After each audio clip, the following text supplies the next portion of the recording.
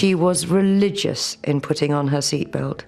Why didn't she put it on that night? For decades, the tragic death of Princess Diana has haunted the world, wrapped in mystery, controversy, and unanswered questions. But now, after years of silence, conflicting reports, and hidden files, the truth has finally surfaced, and it's far more disturbing than anyone imagined. New evidence, long buried beneath royal secrets and political whispers, has emerged to challenge everything we thought we knew. So what really happened in that Paris tunnel? Who knew more than they let on? The mystery is finally solved, and the truth will shake you to your core. Was it ever just an accident? For 3 long years, the British authorities pored over every detail surrounding the tragic car crash that claimed the life of Princess Diana. This investigation, known as Operation Paget, looked into an astonishing 170 different conspiracy theories. When the dust settled, the official report concluded that Diana's death was the result of unlawful killing, a combination of reckless driving by her chauffeur and the relentless pressure from paparazzi. But despite the exhaustive inquiry, the final explanation left many people deeply unsatisfied. There were just too many questions left unanswered, too many unsettling details swept aside. One of the most disturbing questions was, why wasn't Princess Diana given proper royal protection that night? As someone constantly in the public eye, and a former member of the royal family, she was more than just a celebrity. She was a global icon. Why then was she left so vulnerable? The crash that killed Princess Diana raises disturbing questions. Despite the Alma Tunnel's known surveillance, no footage of the incident or its aftermath has ever been released. An eerie silence in a world where nearly everything is recorded. All cameras reportedly failed that night, an odd coincidence for such a high-profile location. Adding to the mystery is a letter Diana wrote before her death, warning of a planned accident by people close to her. Was it paranoia or a genuine cry for help that was ignored?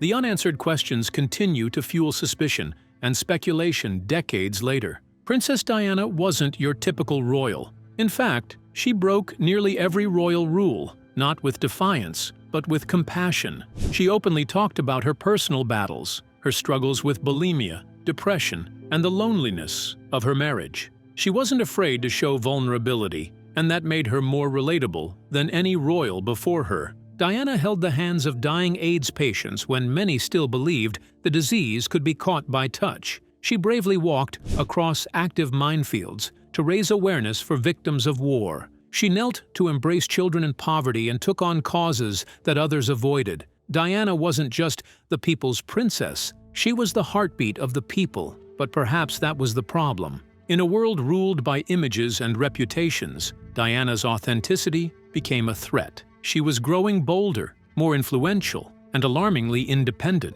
Her popularity often outshone that of the royals themselves. Was she too powerful for the crown to control? Had she become a symbol of something bigger than the monarchy, something it couldn't contain? The official story of her death is tidy, wrapped in rational explanations and legal language. It's a version of the truth that makes things easier to accept. But Diana's life and her death was never that simple. Somewhere in the quiet corners of history, her voice still lingers, not just in interviews or speeches, but in that chilling handwritten note she left behind. Maybe the real story hasn't been told yet. Maybe what she feared is still hidden, waiting to be uncovered. And maybe, just maybe, Diana's final warning is the clue we've ignored for far too long. What was Princess Diana suspecting in her letter? How could she have predicted her death? Let's find out. The letter that predicted her death. In 2003, a shocking revelation emerged that stirred new questions and suspicions about the tragic death of Princess Diana.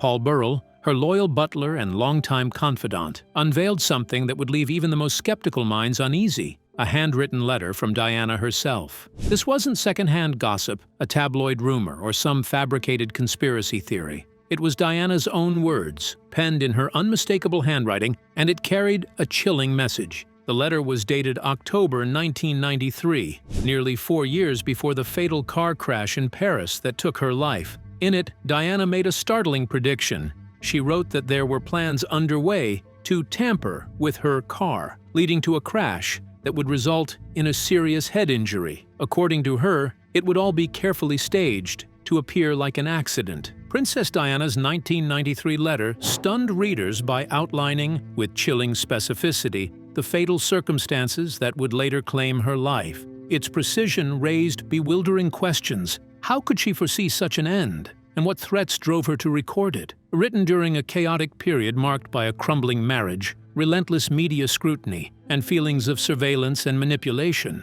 the note was no fleeting anxiety. It served as a direct personal warning from one of the world's most watched women, revealing that her deepest dread extended far beyond public humiliation or emotional distress. She genuinely believed her life was in danger. She believed that someone wanted her gone, and not just gone, but erased in a way that wouldn't raise too many questions. A crash, a head injury, an accident, the perfect cover. After her death in 1997, the official reports pointed to high speed, drunk driving, and a lack of seatbelt use as the reasons behind the crash that killed Diana, Dodi Fayed, and their driver, Henry Paul. But when this letter surfaced years later, it reignited public suspicion. Could this really have been just a tragic accident? Or was there something darker at play? And most haunting of all, was Diana trying to leave a clue for the world? A message in case the unthinkable happened. Paul Burrell claimed he had held on to the letter for safekeeping, fearing it would be dismissed or destroyed if shared too soon. When he finally brought it to light, it turned the accident story upside down. Suddenly, people weren't just mourning Diana. They were questioning everything they had been told. The letter wasn't just a warning, it was a prophecy. It pierced through the polished narrative surrounding her death like a dagger through silk. It made people wonder, was Diana paranoid? Or was she painfully aware of forces working against her? One thing is certain, the letter cannot be ignored. It gives us a glimpse into the mind of a woman who knew more than she ever said aloud. A woman who felt danger closing in long before the world realized what was coming. And so, the mystery deepens. Not just of how Diana died, but of why, and who truly held the strings in the shadows of royalty. So, how did the accident happen? What was the sequence of events that led to the fateful accident? Let's delve into the details of Paris after midnight, as it witnessed the death of Diana. A princess, a plan, and a fatal escape. It was a warm and dreamy summer night in Paris, August 31st, 1997. The City of Lights was alive with its usual charm. Along the river Seine, couples strolled hand in hand. The Eiffel Tower stood tall, bathed in golden light, sparkling against the night sky. The air carried that familiar Parisian magic, romance, history, elegance. But behind this peaceful beauty, something far more serious was happening, something that would send shockwaves across the globe. Inside the grand and luxurious Ritz Hotel, one of the city's finest, Princess Diana and her companion, Dodi Fayed, were not enjoying the typical Parisian night. They were not out dining or dancing. Instead, they were making a quiet, desperate plan to escape. For Diana, this wasn't about sneaking off for privacy or adventure. It was about survival. Once hailed as the people's princess, Diana had become trapped by constant media attention. On the night of her tragic death, paparazzi were especially aggressive. To avoid them, a secret plan was made. A decoy car would distract the press, while Diana and Dodi quietly exited through the hotel's back door. At 12:20 a.m., they entered a black Mercedes-Benz driven by Henry Paul, with bodyguard Trevor Rees-Jones in the front. Diana and Dodi sat in the back without seatbelts, a seemingly small choice that would have devastating consequences just moments later. The car pulled into the streets of Paris and quickly picked up speed, but they were not alone. Motorcycles roared to life behind them, carrying photographers determined to capture that one photo, one more image to sell, regardless of the cost. The chase began. It wasn't a playful pursuit. It was aggressive, dangerous, and fast. The car raced through the city, speeding along the roads like a shadow, fleeing from light. Then, it entered the Pont de l'Alma tunnel, a dark stretch of road that would soon become the center of one of the most heartbreaking moments in modern history. What happened inside that tunnel took only a few seconds. At high speed, the driver lost control. The Mercedes struck one of the tunnel's thick pillars. The impact was violent, so strong that the car folded like tin under pressure. In an instant, Dodi Fayed and Henry Paul were killed. Trevor, though seriously injured, survived. Diana was still alive, but trapped and badly hurt. Emergency workers rushed to the scene. Paramedics found Diana in critical condition, her body broken, her breathing shallow. They worked urgently, giving her oxygen, trying everything to keep her alive. One paramedic even massaged her heart with his bare hands. They did all they could as they rushed her to the hospital. But some tragedies cannot be reversed. At around 4 a.m., the world awoke to devastating news. Princess Diana had died from her injuries. A woman loved across nations, admired for her grace, kindness, and courage, was gone. The city that had once seemed so magical now felt darker, heavier. In the streets of Paris, and in hearts all around the world, there was silence. A silence filled with grief, disbelief, and unanswered questions. That night, the world didn't just lose a princess. It lost a symbol of hope, compassion, and humanity. And ever since, that night has never stopped haunting us. But how was Diana's death welcomed by the world? How did her countrymen receive the news of her demise? Let's take a look at the reactions that followed Diana's death. A nation in tears, a world in suspicion. The news hit the world like a lightning bolt, sudden, shocking, and impossible to ignore. Princess Diana is dead. That one sentence tore through the air and froze time. It wasn't just Britain that mourned. It was the whole planet. Cities stood still. Hearts broke. People everywhere felt a pain that was strangely personal, even if they had never met her. Diana wasn't just royalty. She was a global symbol of compassion, elegance, and humanity. In London, outside Kensington Palace, the air turned heavy with sorrow.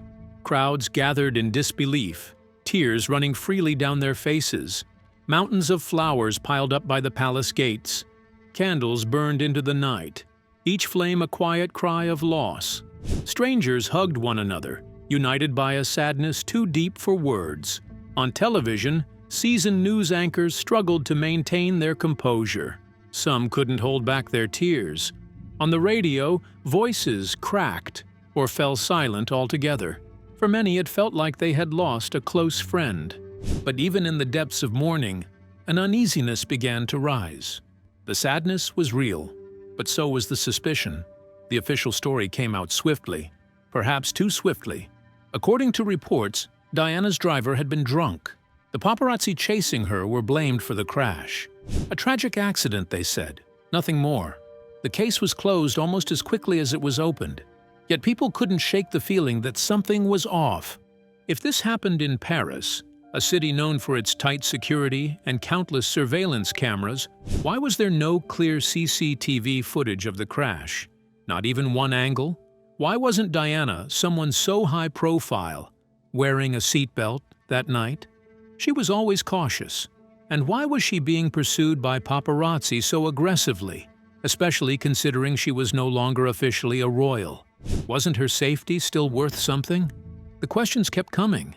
Why was she in that particular car, with that particular driver? Who approved the travel plans? Why were medical services reportedly slow to arrive? Why did it feel like everyone was in a hurry to put the tragedy behind them? For every answer given, 3 more questions popped up, and just when the public's cries for clarity seemed to be fading, when people were beginning to accept the official story, a startling detail emerged. Something had surfaced.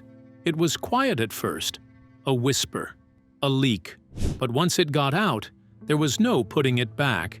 Reports suggested that Diana herself had feared for her life. She had spoken about being watched, about being unsafe.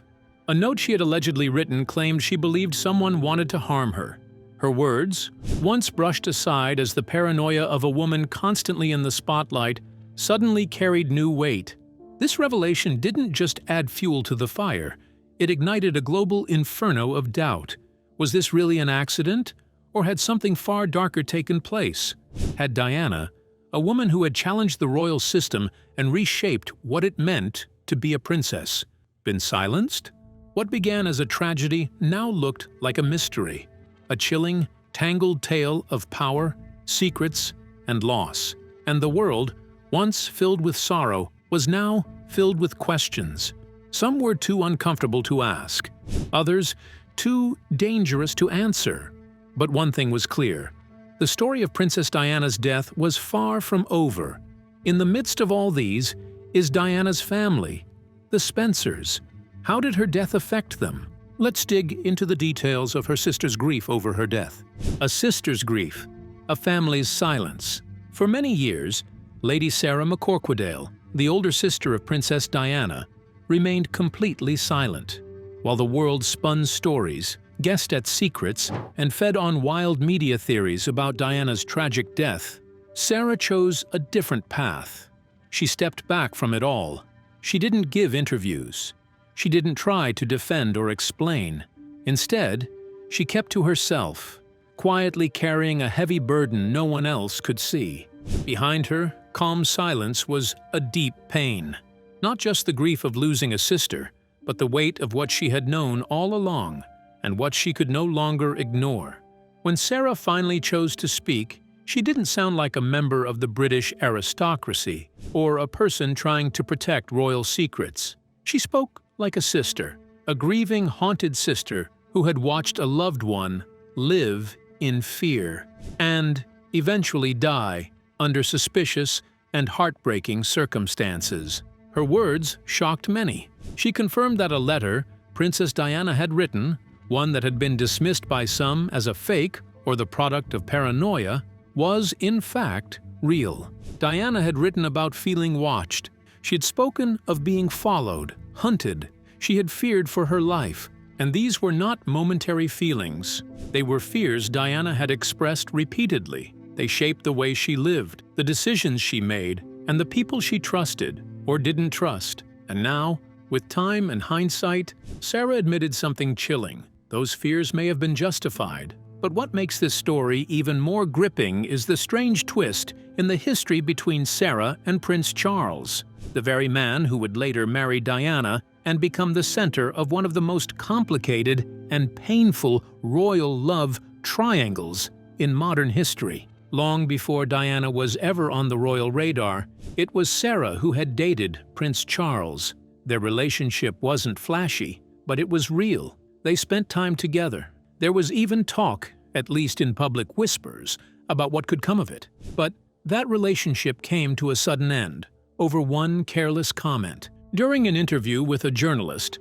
Sarah, perhaps trying to sound funny or independent, said she wouldn't marry Charles, even if he were a dustman or the King of England. The remark made headlines and quietly shut the palace doors on their romance. Years later, in a twist of fate no one could have predicted, Sarah introduced her younger sister Diana to Charles.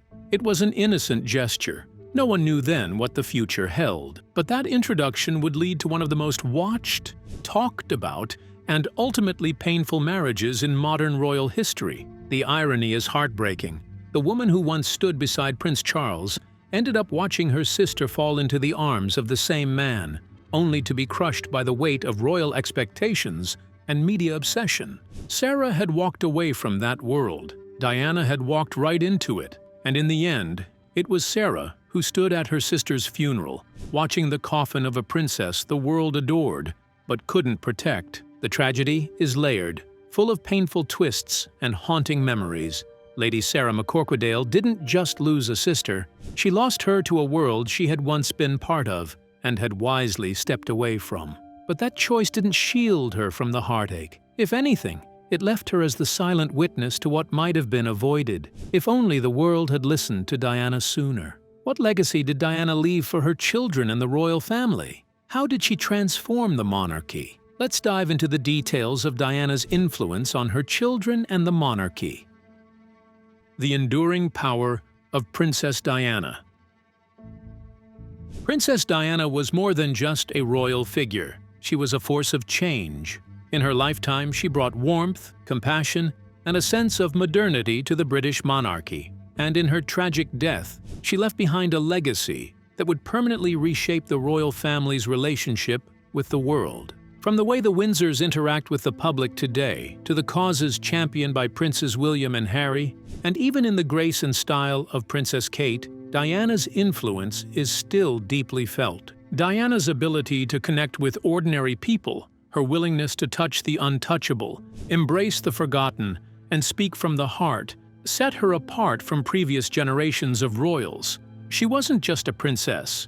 She was a symbol of empathy, vulnerability, and hope. This personal touch became what many now call the Diana effect, a ripple of change that continues to guide the modern British monarchy more than 2 decades after her passing. Her death in August 1997 sent shockwaves across the globe. Grief poured in from every corner of the world, and people looked to the royal family for a response. The monarchy, usually reserved and distant, seemed out of touch during those early days of mourning. But then came a rare and historic moment. Queen Elizabeth II addressed the nation in a televised speech. Breaking from tradition, she praised Diana as exceptional and gifted. It was an emotional and powerful gesture, one that marked a turning point. As one royal insider put it, the Queen realized that Diana had connected with people in a way the monarchy never had, and if they wanted to stay relevant, they had to follow her lead. No one took that message to heart more than Diana's sons. Prince William and Prince Harry, just 15 and 12 at the time of her death, grew up determined to honor her memory not by holding on to titles, but by serving the people. They chose a different kind of royal life, one that focused on compassion, action, and public service. Prince William didn't just wait in palace halls for his turn on the throne. Instead, he trained and worked as a search and rescue pilot with the Royal Air Force for nearly 8 years. Today, he carries out royal duties alongside his wife, Catherine, the Princess of Wales, who embodies Diana's style, grace, and down-to-earth charm. Meanwhile, Prince Harry served in the British Army for a decade, including 2 tours in Afghanistan. His deep commitment to fellow veterans led him to launch the Invictus Games, an international sporting event for wounded service members. His efforts have been widely praised, including by First Lady Dr. Jill Biden, who once said, "It's clear he is deeply passionate about carrying on his mother's mission to help people in need." Harry has always spoken openly about the pain of losing his mother. In interviews, he has described the gaping hole her death left in his life. "All I want to do is make my mother proud," he once told People magazine. And he's done just that, not only through his military service but also through his charity Sentabale, which supports children and orphans affected by HIV in Africa, a cause Diana once championed. Today, Diana's legacy continues to shine through the lives of her sons, the charities they support, and the way the modern royal family presents itself to the world, with more openness, emotion, and humanity. Diana didn't just touch hearts, she transformed an institution. And more than 25 years later, the Diana effect is not just remembered, it's alive and thriving. So, do you think Diana's fatal accident was really staged? Was her instinct right? We would love to hear your thoughts in the comments below. Don't forget to like and subscribe.